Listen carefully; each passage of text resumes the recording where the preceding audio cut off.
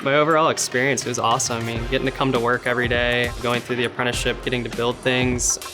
When you go from class to hands-on, it sticks in my brain when I'm able to do it that way. I like what I'm doing. I feel like I can take this anywhere I want to go. I still get to work, I still get to learn, and you're still growing. There's a lot of growth available in it, and there's a lot of opportunities that you can gain from it.